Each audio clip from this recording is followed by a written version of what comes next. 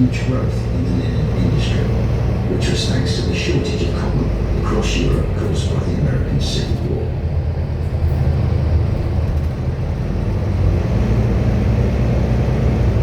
We're now driving down Chichester Street, which is named after Lord Chichester. On the left are the street, eight buildings, which were built to house all the money sent here to pay for linen purchases, as well as for the ships put in the Holland and Wolf shipyard. Things had to be paid for in cash, maybe gold, as there was no such thing as bank transfers in those days, so Belfast needed lots of banks. Today, a lot of these lovely buildings have been converted into hotels or pubs, and they have been very successful. Imagine a pub doing well in Ireland, a mystery.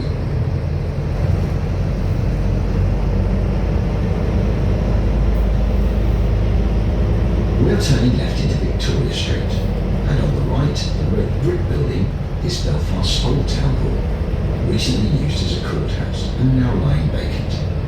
Maybe someone should open a pub in it. Next on the left, you can see a yellow featured fountain, which is the Jaffa Memorial at the entrance to Victoria Square shopping mall. Lord Jaffa was the first and so far the only Jewish Lord Mayor of Belfast. After the memorial is Bittles Bar, the thinnest bar in Belfast.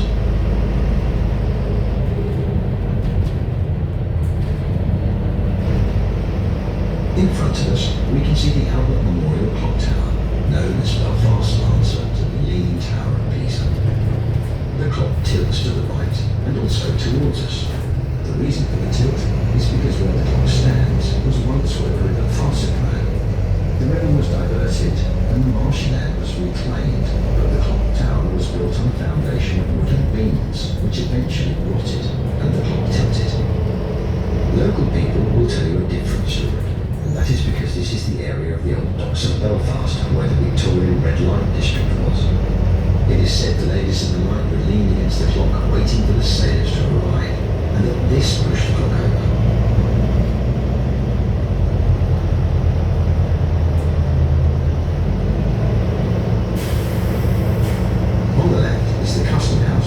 And Custom House Square.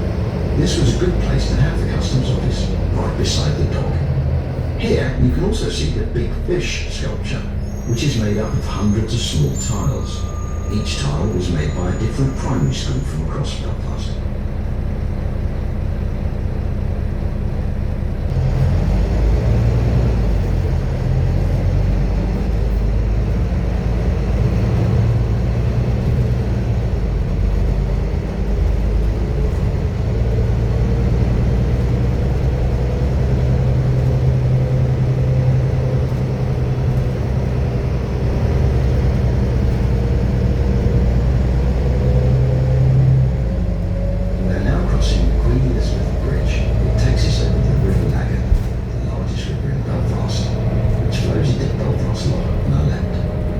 We are going to turn left into Queen's Island, and in front of us we can see Belfast's Millennium Project, which is the home of the Odyssey complex. The complex includes a bowling alley, a cinema, various restaurants and pubs, plus an arena. The arena is an ice rink, and is the home of the Belfast Giants ice hockey team. Ice hockey is the first cross-community sport in Belfast, and the Giants are a very successful team, which has performed extremely well in the UK's elite ice hockey league. Why is this? Well, the Giants employ Americans and Canadians to come and play for us, as they are really good at it. At one point, when deciding on a name for the team, the name Belfast Bombers was proposed, but it was decided against for obvious reasons.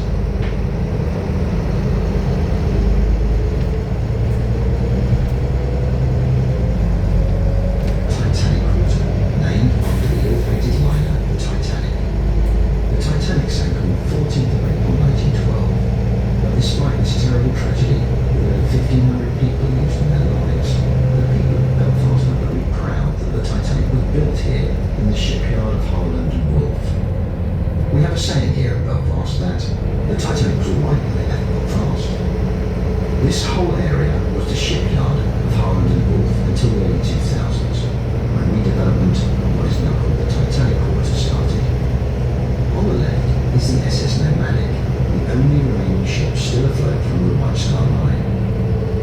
ship was built to shuttle mail, baggage and passengers to the Titanic and its sister ship, the Olympic, when they were at Cherbourg, as these large ships themselves were too big to dock in the French port.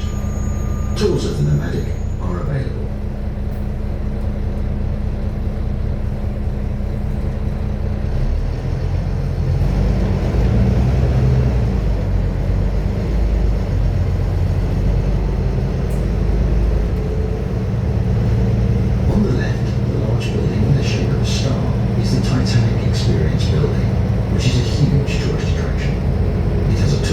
Everything about the Titanic, from its conception to its tragic sinking on its maiden voyage.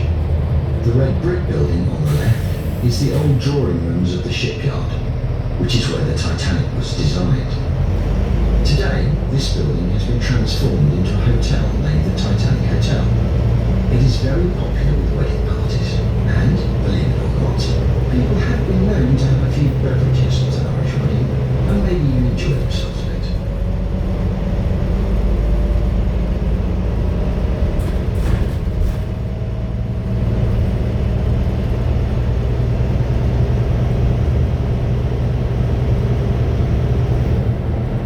The large grey building on the left is Titanic Studios, and this was once the paint room for the shipyard.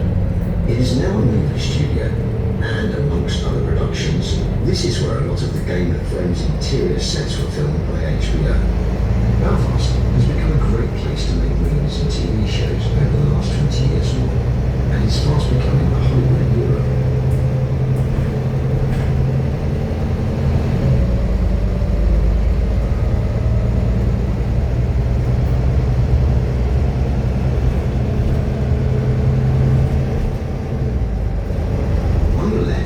See the HMS Caroline, which is the only still floating warship from the Battle of Jutland in 1916 during the First World War. It was used as a cadet training vessel for a time, and it is now used as a maritime museum. Tours of the ship are available. Locally, it is known as the HMS Never Budges, as it hasn't moved for so long. In the distance on the left, you can see a red brick building, which is the pump house, and the Thompson dry dock is below it. This is where the Titanic was fitted out with the likes of its grand staircase and luxury cabins before leaving Belfast for sea trials.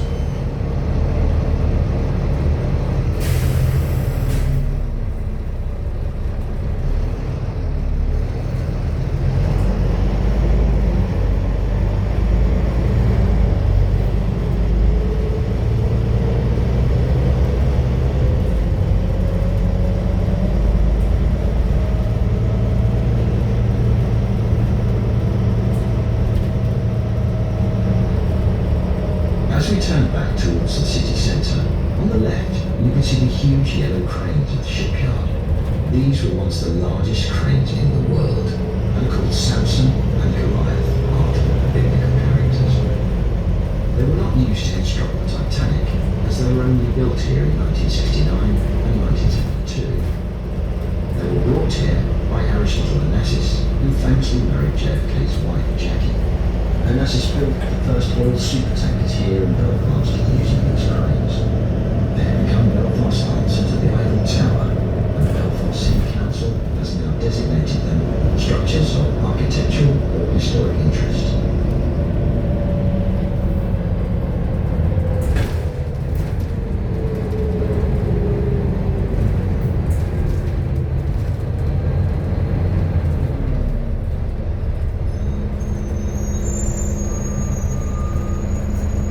Of approximately 350,000 people. The greater Belfast population is around 670,000 people. It is a very young population and is well known for its nightlife, with many pubs, clubs and places to eat, including Michelin-starred restaurants, as well as music venues. There really is something for everyone here, so please go out and enjoy it. Just be careful of the locals, as they generally don't go out for just one or two drinks. If you join their company, you may be out into the early hours of the morning. Belfast's linen industry was once so big that Belfast got the nickname Linenopolis. The shipyards in Belfast became the largest in the world, and at one point produced 1/4 of the entire UK shipping by tonnage.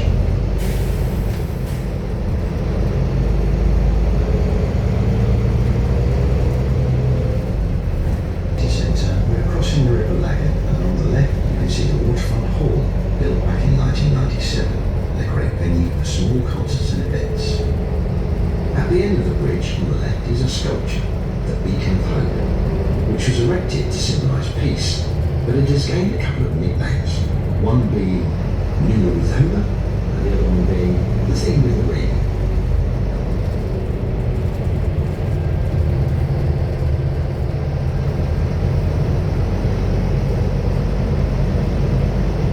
On the right coming up are the landside courts.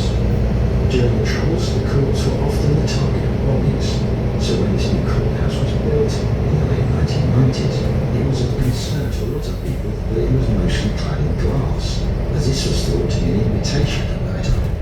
Thankfully, this did not happen. Next on the right is the Royal Courts of Justice, or the High Court. This building was opened in 1933, and the large wall you can see around it is not an original feature, but is in fact a blast wall erected to protect the building from bombs.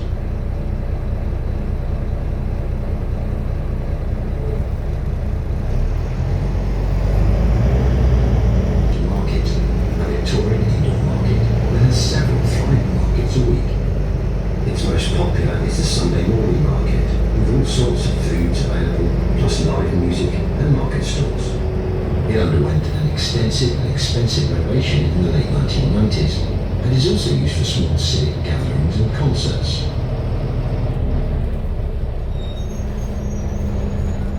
Telecom building, which has no windows on the ground floor, and parts of the building have its windows boarded up. This is an example of a government building from the 1980s and 1990s, very heavily fortified and built to take minimum damage from the bomb blast. We will be travelling along the rear of City Hall and turning out into Bedford Street.